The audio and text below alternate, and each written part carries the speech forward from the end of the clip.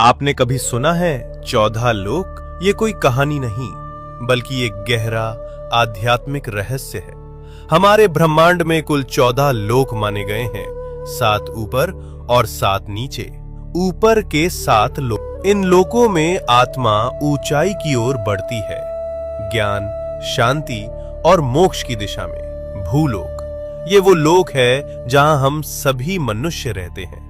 इसे मृत्युलोक भी कहा जाता है क्योंकि यहाँ जन्म और मृत्यु का चक्र चलता रहता है। भूवरलोक, ये लोक भूलोक और स्वर्गलोक के बीच स्थित है। ये ऊर्जा रूपों का क्षेत्र है जो भौतिक और दिव्य लोकों को जोड़ता है। स्वर्गलोक, देवताओं का लोक, जहां इंद्र और अन्य देवता निवास करते हैं। अच्छे कर्म करने वालों को मृत्यु के बाद इसी लोक में स्थान मिलता है, जहां सुख, संपत्ति और आनंद की अनुभूति होती है।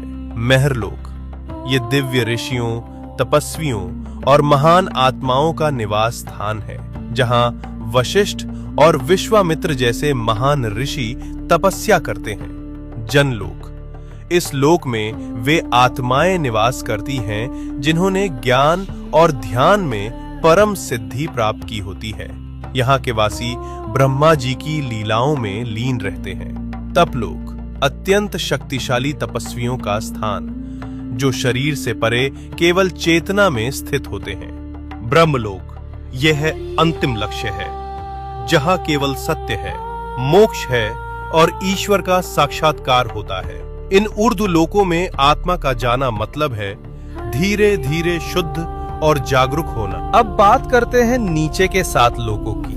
यहाँ भोग, मोह और भ्रम ज्यादा होता है। अतल लोक, राक्षसों और मायावी शक्तियों का घर।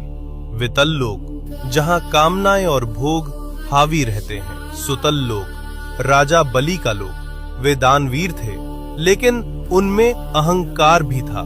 रसातल लोक, जहाँ भ्रम, लालच और अज्ञान का घना अंधेरा है। तालातल लोक, छल, धोखा और झूठ से भरा हुआ लोक। महातल लोक, जहां अंधकार और अहंकार का बोलबाला है। पाताल लोक, सबसे नीचे का लोक, तामसिक ऊर्जा और इच्छाओं का केंद्र। लेकिन इन सब का मतलब सिर्फ बाहरी दुनिया नहीं है। ये 7 लोक हमारे भीतर की नकारात्मक सोच और कमजोरियों का प्रतीक हैं। तो जब हम सच्चाई, भक्ति और सेवा में लगते हैं, हम ऊपर के लोकों से जुड़ते हैं, और जब हम लालच, मोह और गुस्से में फंसते हैं, हम नीचे गिरते हैं। सोच बदलो, लोक बदल जाएगा।